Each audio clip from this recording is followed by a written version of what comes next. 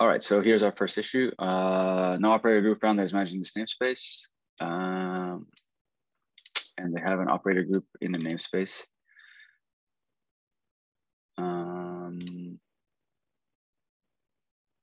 Sounds like another version of the thing we've talked about for a while. Right, is this the race condition between when the operator group appears on the cluster and when the OLM controller picks it up and reconciles it? Is that this?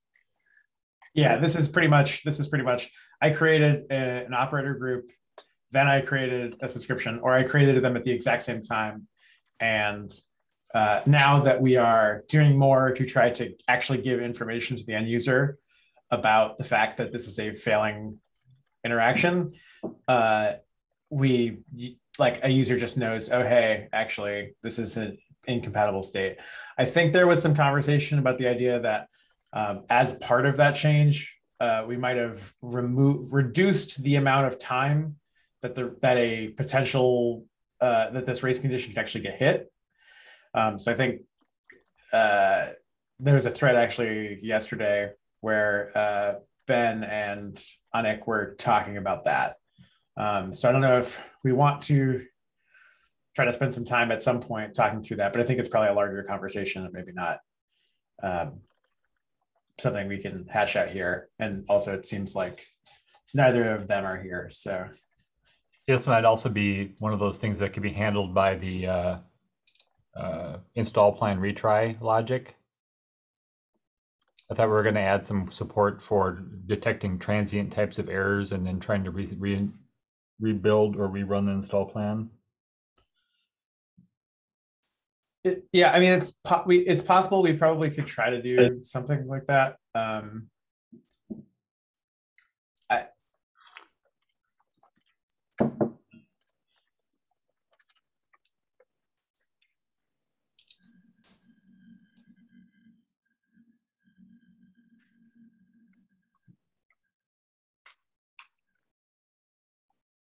Right. So yeah, one solution is to it's like the thing about installing, like retrying install plan error due to missing operator group. It's like the install plan execute plan sort of function is in a different level than the operator group check. I think we do.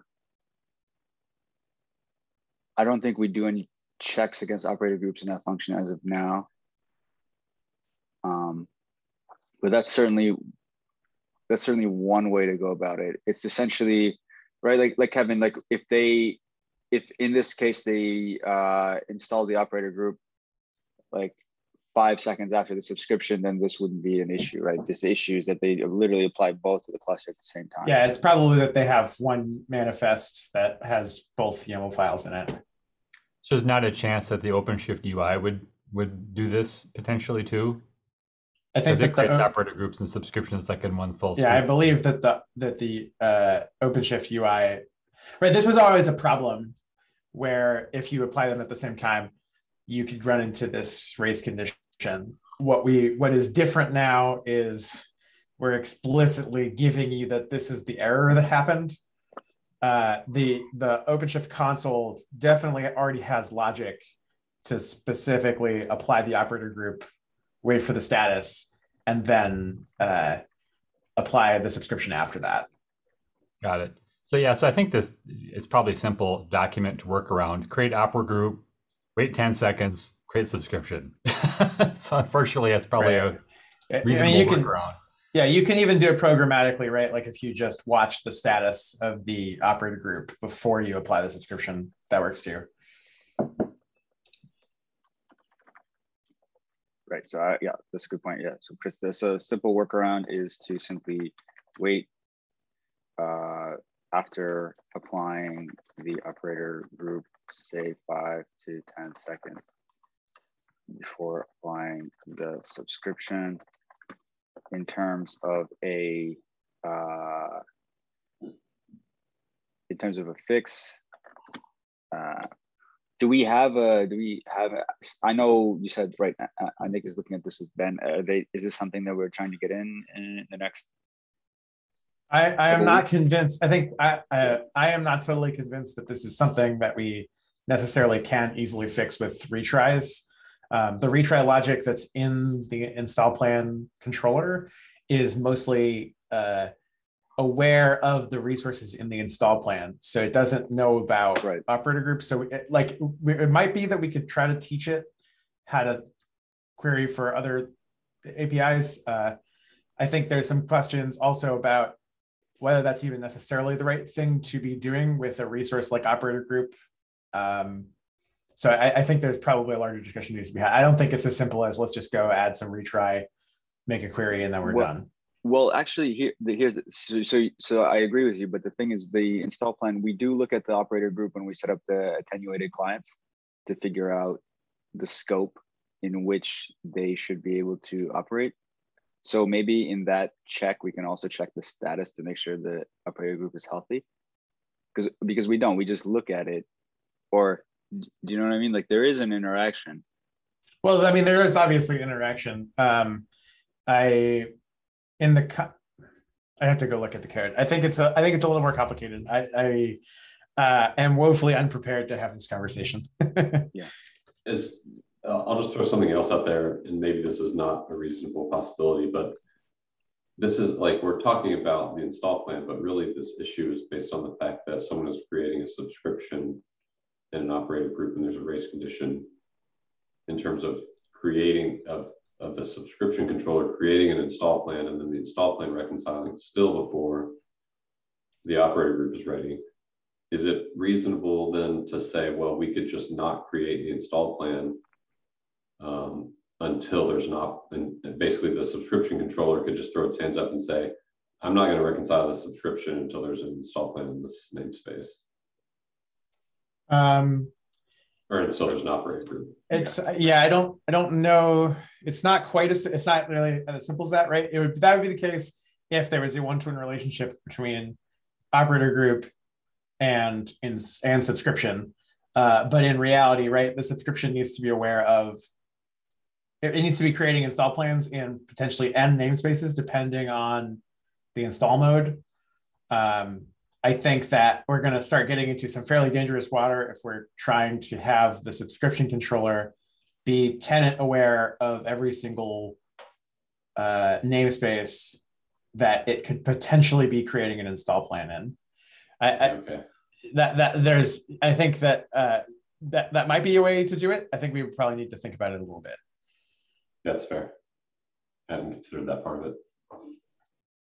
Yeah, so it sounds like the fix is basically non-trivial. So in terms of the solid saying in terms of fix, it's not super trivial, but we are looking into it.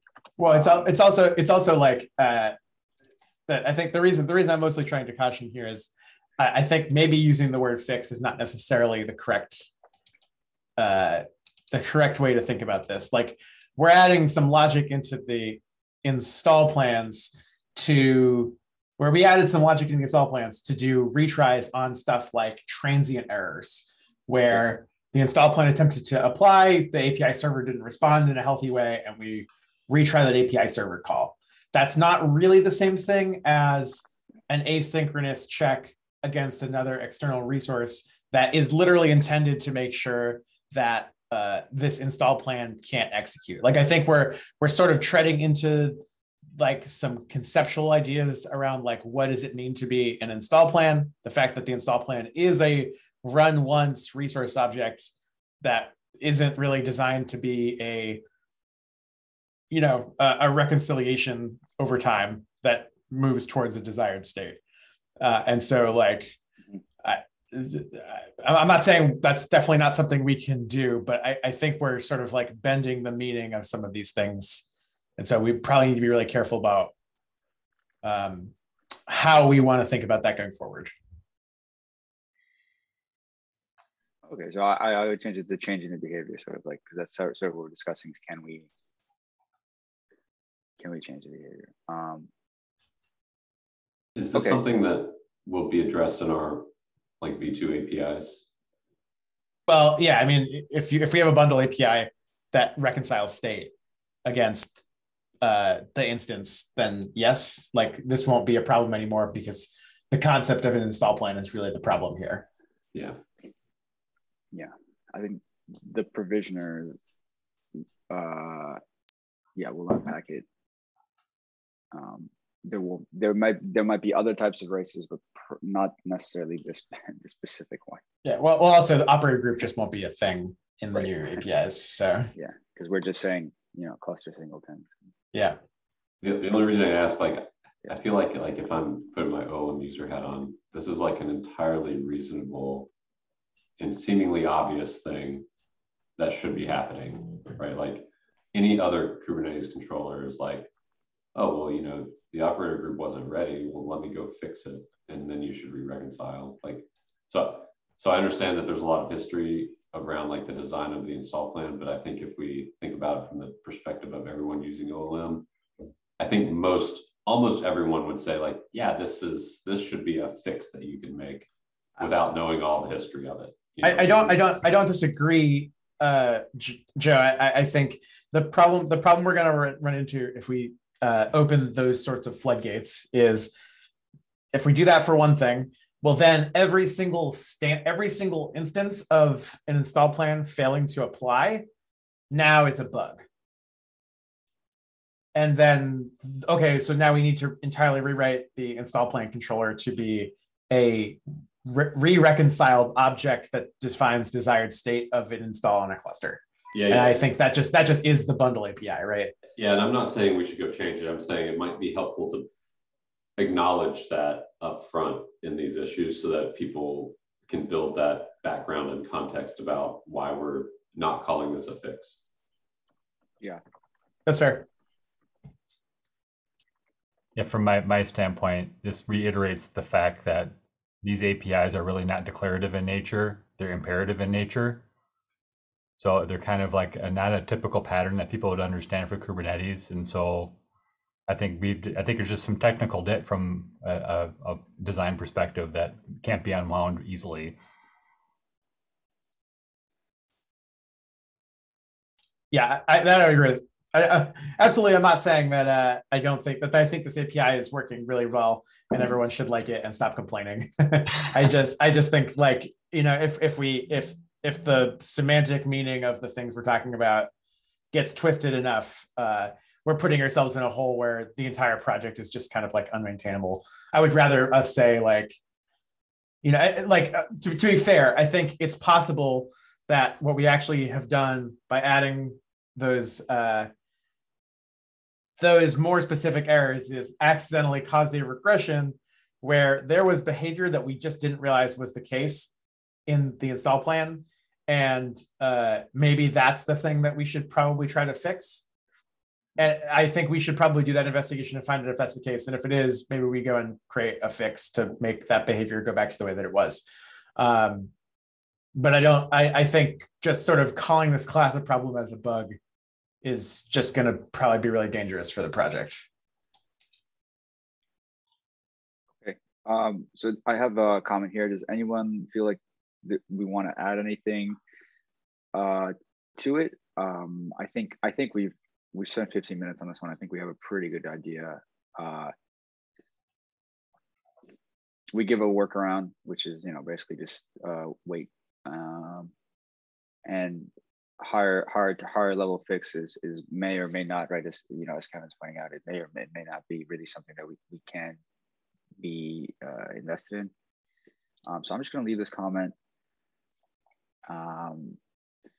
We will call this. Do we want to call this a bug or a support?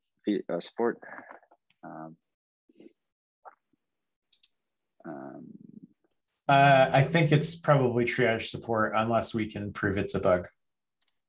Call it support. Does anybody here feel like they want to be assigned this issue? Or kind of look into it more? I know we had some folks on the team looking at it. Are we going to change anything related to this? I think it's TBD. I think we need to go and look. I think, like I said, it's if we can like empirically prove that we were doing something before that we're not doing anymore, then yeah, maybe it's a bug and we should go fix it. I think Anik is actually was just having a conversation yesterday about this. So maybe if you want to assign that to him, I can ping him in Slack and let him know.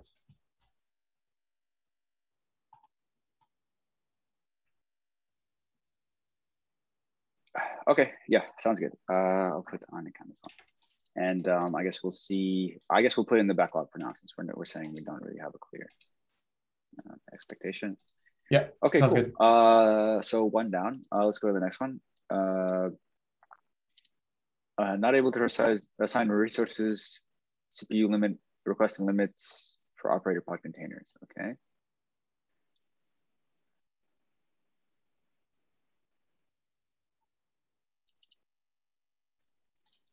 Okay.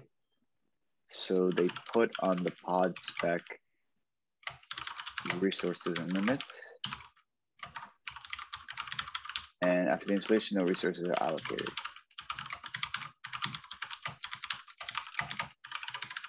Okay, I see Horst responded, known issue. And the fix is included in 4629, 4475. Okay.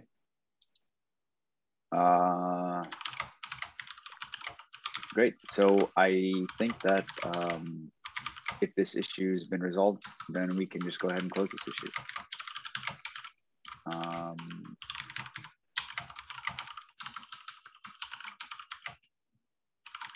Of course, are you on the call? Yes, I'm here. So you looked into this bug. You're saying that we basically addressed it. So now what this reporter is asking for, to be able to put the limits and requests in the pod spec on the deployment, this will go through to the on cluster. Yes. Our IBM team has already verified on the 4.7 version, 4.7.5, and the later version, and the loose has already been solved.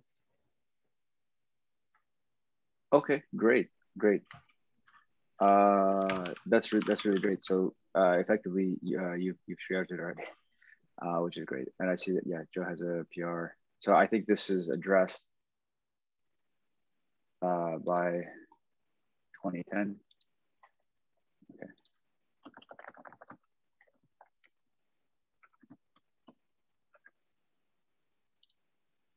Great. Thank you very much for looking into this. So let's go on to the next one here. Modify current status conditions to respect V1 conventions.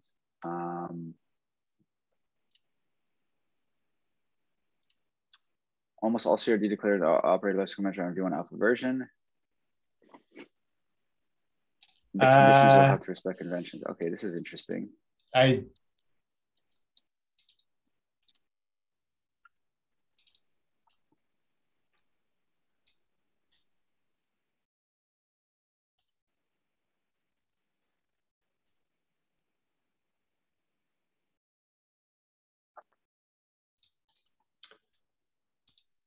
think that doc about status is actually slightly outdated because there's now a new meta v1 condition in I think it's an API machinery or maybe an API, I can't remember.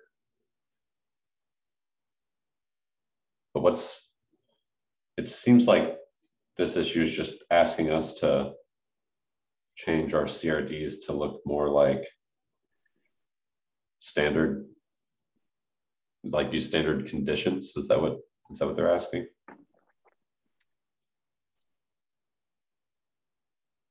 Yes. So for our APIs, the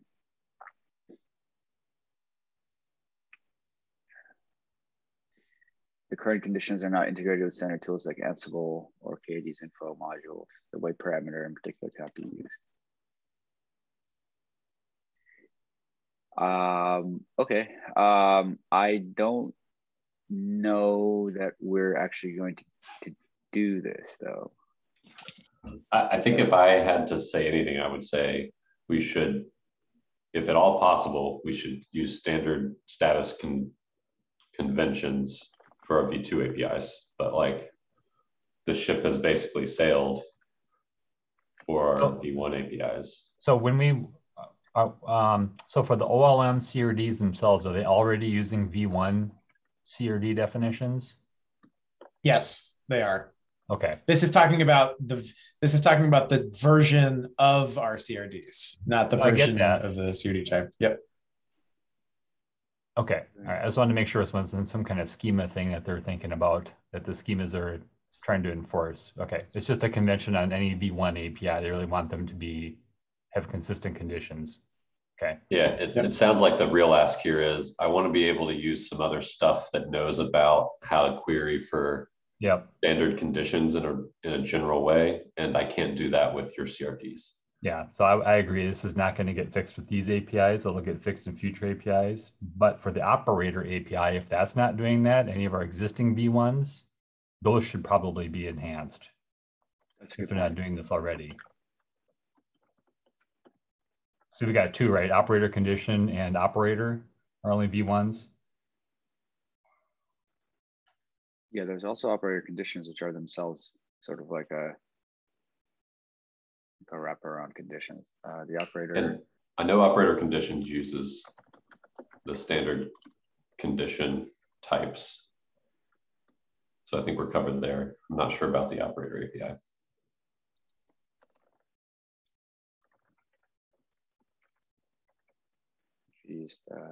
Are new or introduced standard conditions? If not, that would be considered something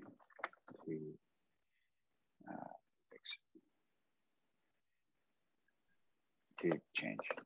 Okay. I feel like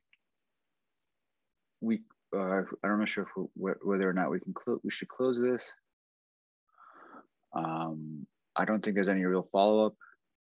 Well, I think we need to make sure that the two APIs we have do satisfy that. I think we need to make sure any new APIs we deliver satisfy this, right? So maybe this is milestone 1, V1 kind of thing. Yeah, I agree with that. Okay, that makes sense.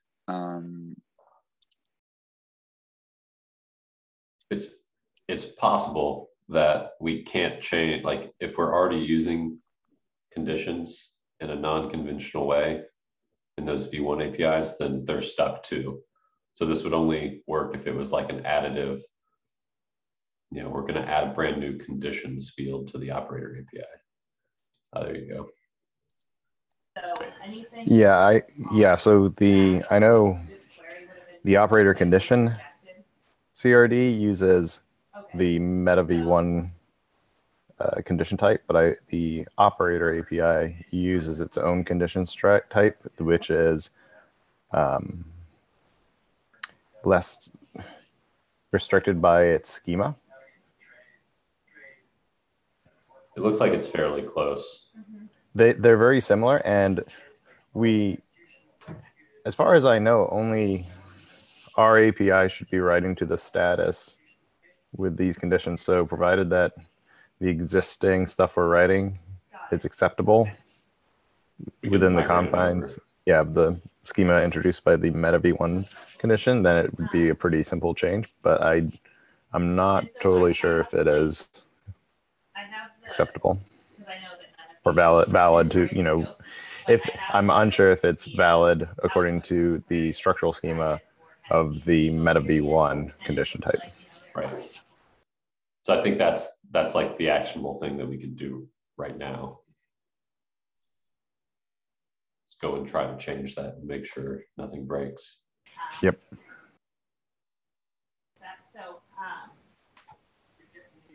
Okay, so we do need to update the operator API or ensure that it. Okay, so not correct. So there's some follow up here. Okay, so let's. I think putting it 1.0, as Chris said, is a good idea. It's sort of. So this might be nitpicky, but like I don't think we need to do this. There's nothing that says you must follow these conventions if you have a V1 API, but I think it's probably the nice thing to do. Like these are all just conventions.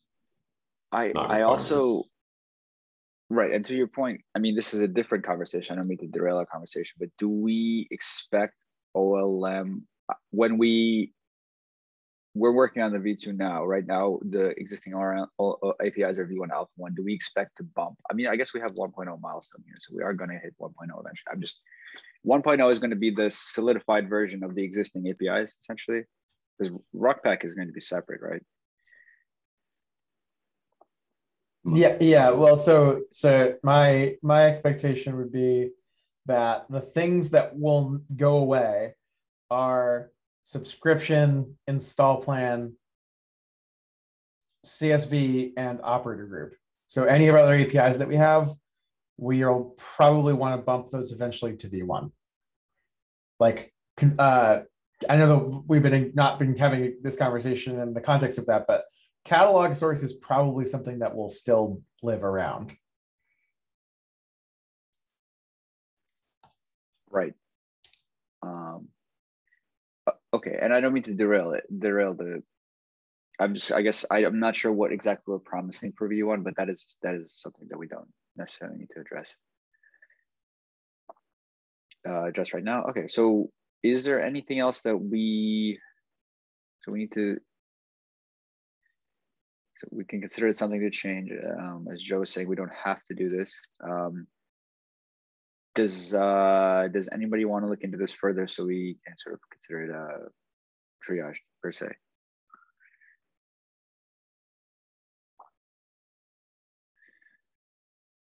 No volunteers.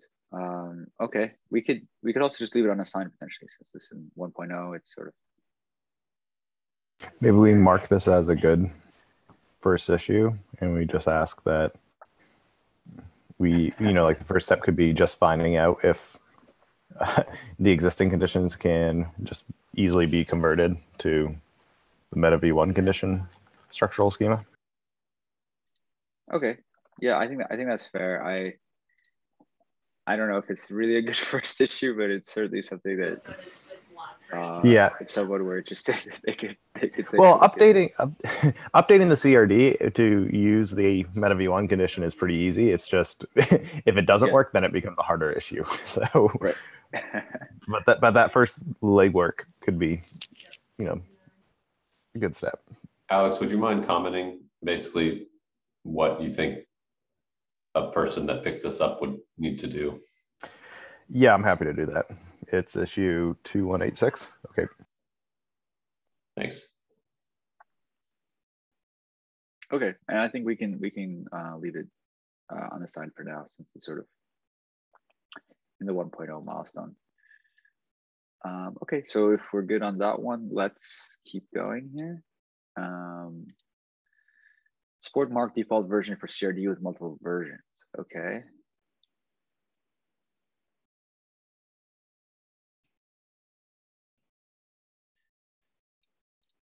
Marking with CRD is a storage version, default version. Okay.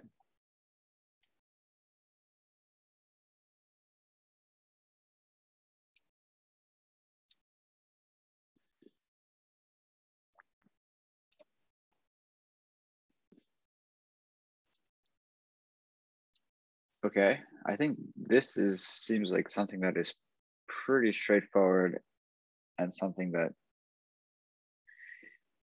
would potentially be helpful. Like, you can get the storage version by looking at the CRD on cluster, right?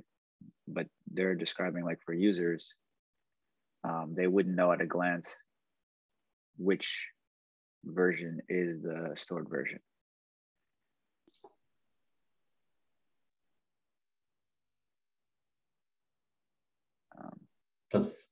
I'm wondering how that matters in the context of a CSV's owned custom resource definitions. Yeah, I feels like if a user is not going to understand how to look at a CRD, then why would they know how to dig into the contents of a CSV any better? I think these are I would say these are disconnected, right? The life cycle of the CRD is really not tied to the CSV directly, because you might have, again, a tenancy problem and then you'd be lying. because you can't like say I'm storing version v1 beta when v1's already installed. Right. Yeah, that's a really good point. I think maybe one suggestion we could make is like there's this ALM examples annotation, put the CRD kinds you expect people to be using there.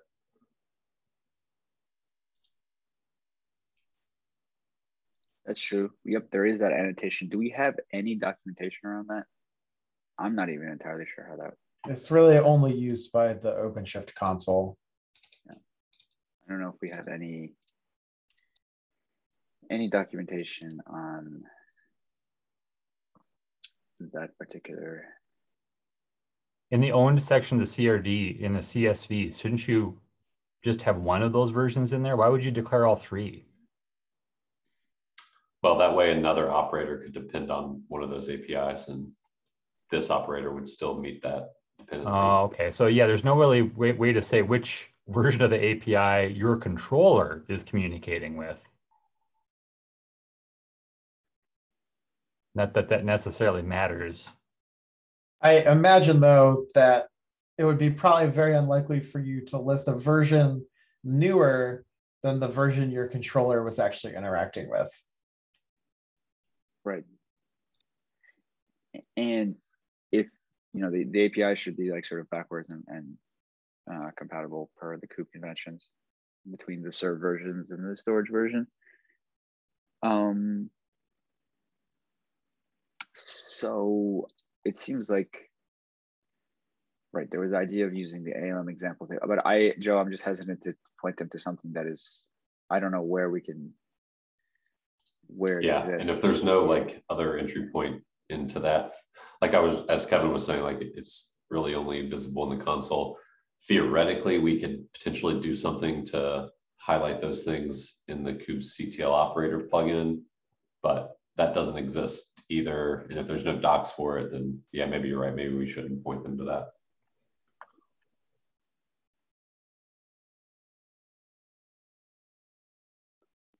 Okay, so yeah, so that might not be something. So then we basically say,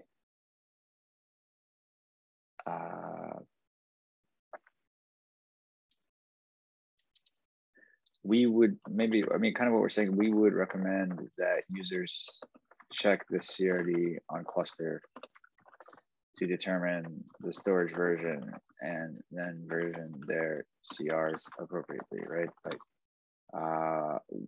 there is a way to annotate CSVs with metadata via a field, but it's not well documented, supported.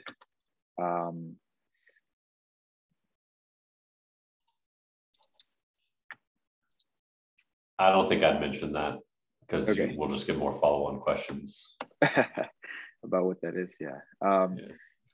Is that? I would just say fundamentally, there's a cardinality problem between CSVs and CRDs, right? This would only work if you had all namespace support. That would be the only way it would be honest anyway, right?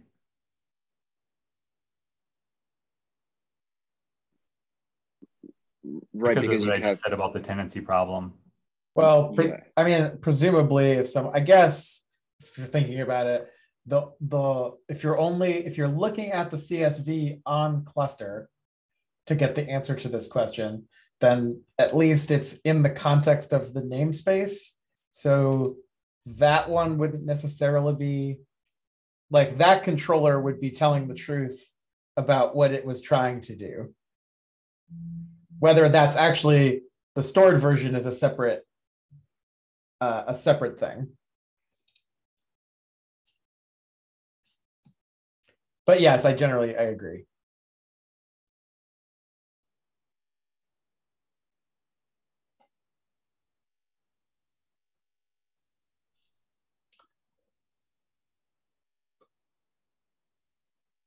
That's interesting.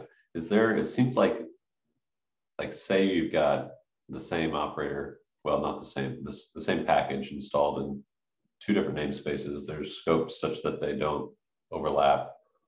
And one is a newer version of the bundle that updates the CRD to have a new version, and everything gets migrated appropriately.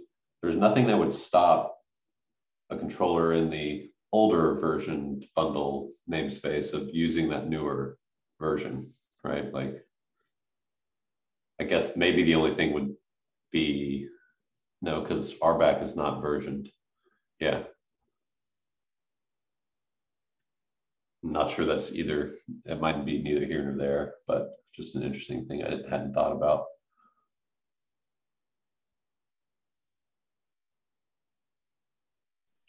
Yeah. Yeah, RBAC is not version. That is true. Do we feel like we want to keep this one open, or I don't know if there's anything that we necessarily want to do as a follow-up here per se. I mean, I think this is diminished with the new API, right? Because tendency goes away from that perspective. And then it's much more clear delineation between API and controller. Yeah, then there's also no CSV, so that metadata would probably have to live somewhere else. But yes. Yeah, I would say this is just, I think people need to, someone's misunderstanding, I think, and then the CRD is the source of truth, and that's where they should go for all this information, period. Yeah. As an aside, in a couple of these issues, we've said, oh, the new V2 APIs, blah, blah, blah. Yeah. Unless you're on this call or any of our other calls, does anyone know about those? Like, do we have, I know we've asked this a couple times, but do we have docs for anything close to what those might be yet that are publicly visible? I think right now the state of it is we have some HackMD files floating around that are sort of implementation sketches.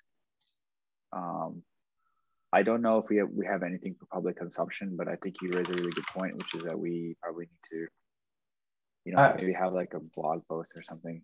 Yeah, I think we need to let the cat out of the bag.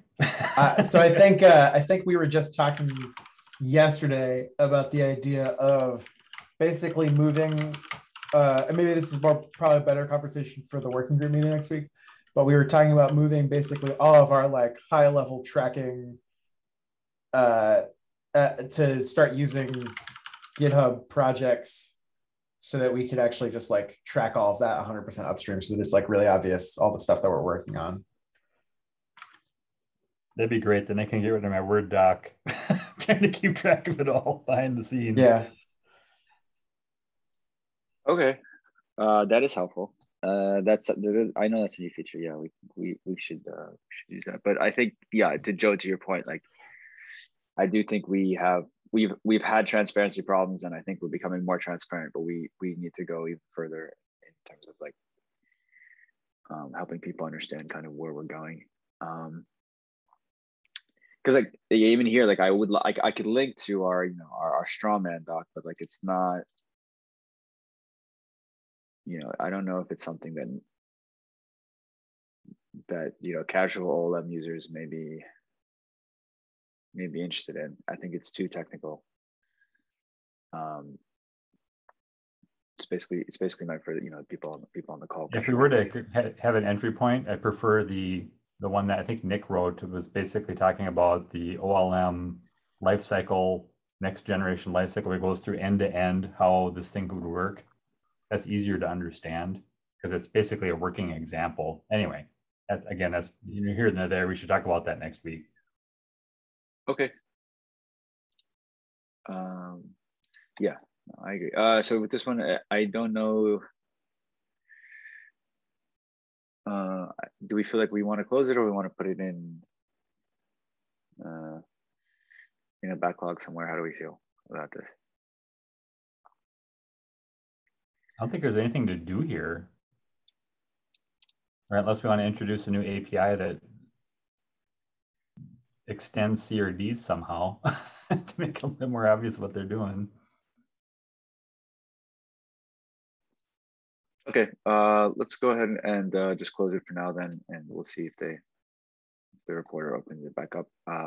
So we have a little bit left, so we can go over to registry. And we have an issue about Podman. OPM fails to create index with Podman 301. Okay.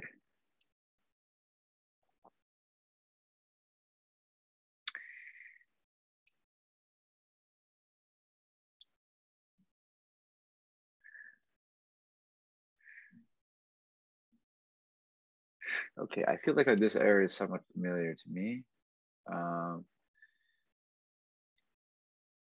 Owner for the currency group. I think we may have seen this in CI at some point for registry, and then bumping the Podman version either up or down resolved it. I think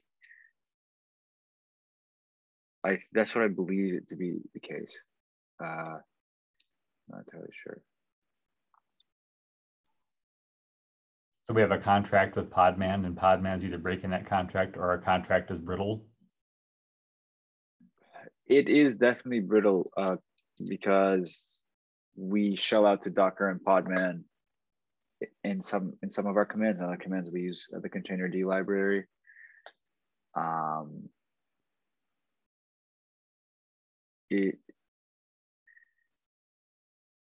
Using Podman under the hood is helpful, but it also can cause issues like this. In our public facing docs, I think we recommend using Podman. Yeah, we use it at IBM for everything because we have to, but right. There's features in it that we require. I think we recommend 2.0. I don't think we have anything about user facing about 3.0. It's 3 is I think it's a newer version. OPM v114, Podman 3.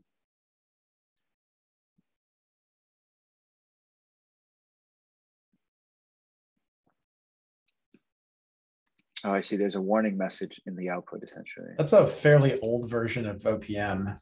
Yeah. So I guess we should make sure that the new version of OPM doesn't have that same bug. Yeah, I agree. I was just like, we're not going to do a backport to 114. Should we say use an older version of Podman or no? I would just ask if this still is a problem in the newer version of OPM. I mean, we can, if it is, like, I don't know, this seems like a reasonable thing that either we can potentially fix or look into why. Well, the link that the link is getting thrown from Podman. The link he's got there is to master, so that must still be a problem, right? So I think this needs to get fixed somehow. Okay, so this is the unpack, right? So this is something that I'm yeah,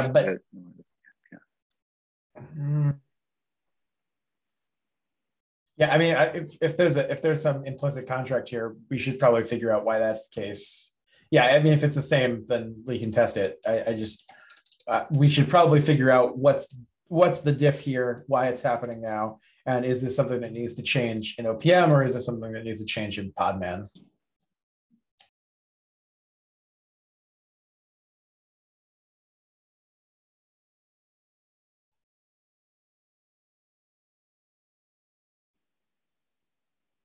Yeah, so this is somewhat related to unpacking container contents, which is something that I'm currently working on.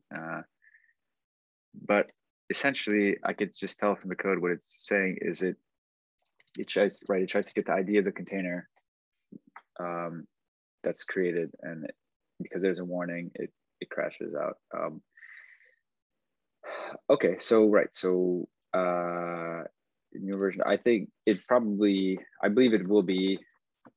I believe it is, unless Podman has updated something on its end. If it's still an issue, we can work on addressing it. We are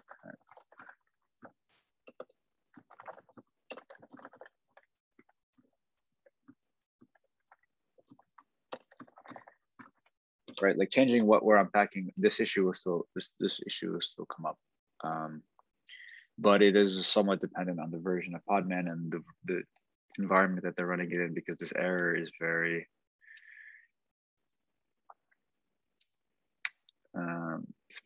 this is within the container though. I don't think this is on their file system.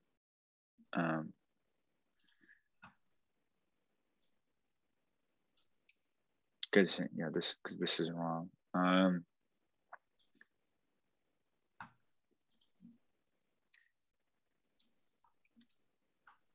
Okay. Yeah. So this does definitely look like a bug. Let's call it a bug for now. And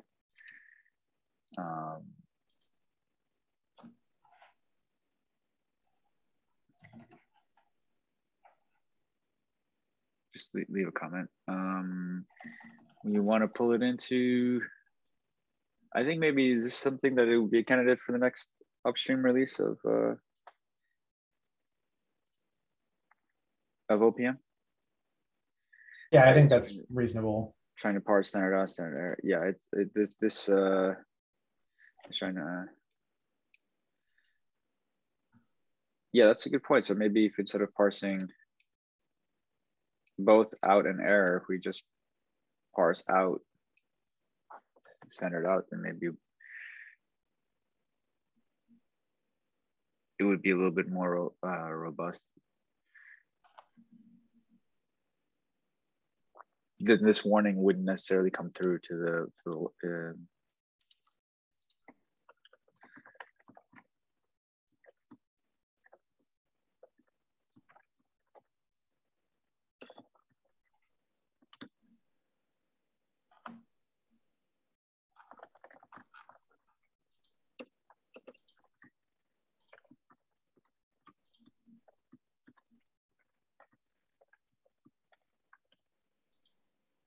assuming that it's just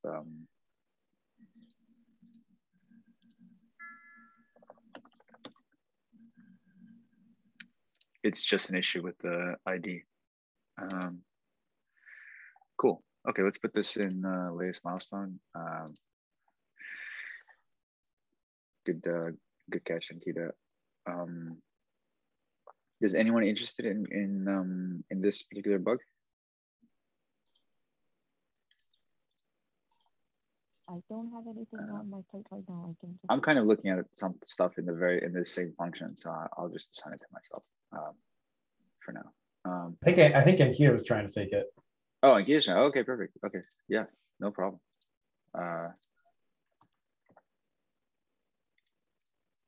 Okay. Sounds good. All right, let's go on to the next one. Missing documentation on image registry name key expected by OPM for Docker Hub.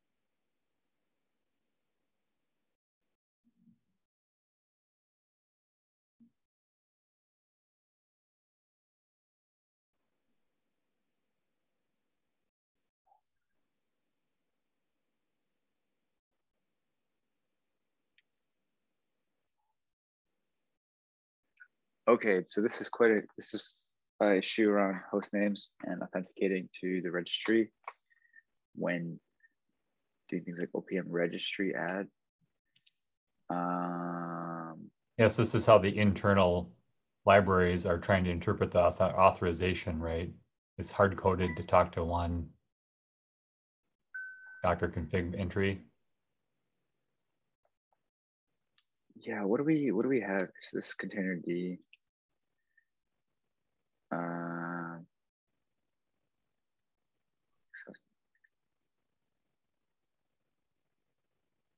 So this is our own function in the container D implementation. I think I remember this mapping to v1.docker. Their specific registry. I know that it does that by default if it's empty, but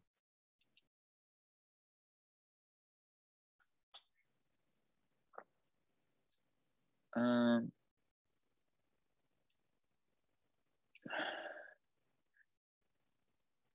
sorry, Ankita, it was a little hard for me here. I didn't catch exactly what you said. But I think this is something that is legitimately something that we should look into.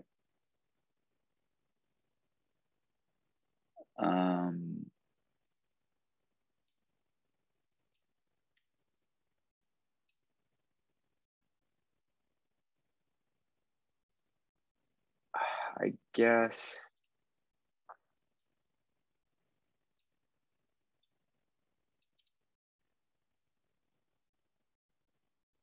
I think, I don't know, does anyone have, I think it looks like Ankita, you had, you should point to the default Docker registry even if that's empty. I think the bottom line is we just need to document what the registries are that we use to make sure they authorize correctly with their Docker logins to the correct one, right? To make sure that they get authorized the right way. Or we'd have to provide some kind of alias mechanism that says, hey, which one do you want to use? Because it's really hard coded, right? Right. We should either document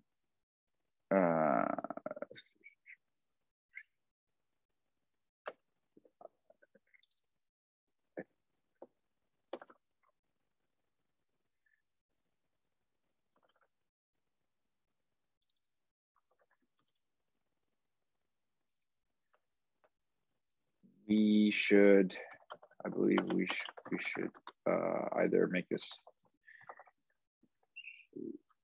registries configurable or document them more explicitly, as you're saying, Chris. We'll document them more explicitly. I think. And then for downstream, it uses a different image even there. So is that just hard coded into the code for downstream, or is there some kind of config file that people can look at? I don't believe there's a config file for downstream. I don't think there's a difference in the resolver, in the container D resolver between upstream and downstream. There's some kind of a file.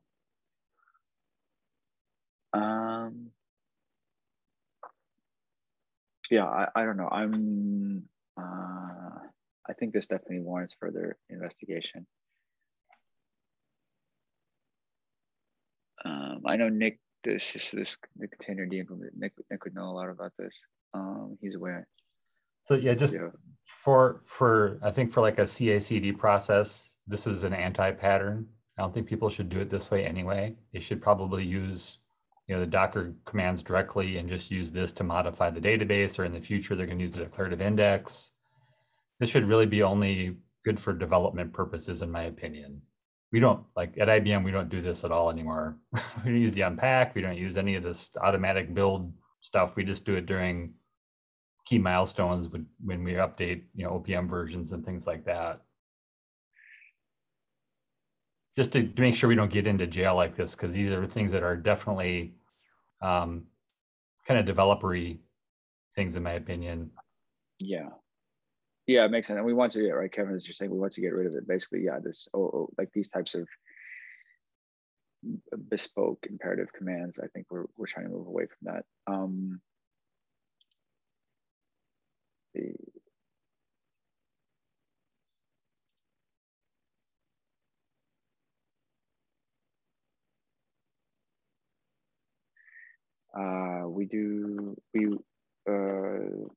We want to move away.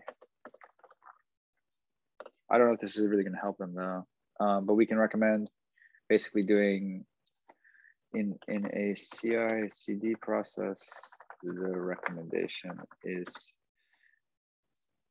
I mean, to not use these commands. I don't know if we can recommend that.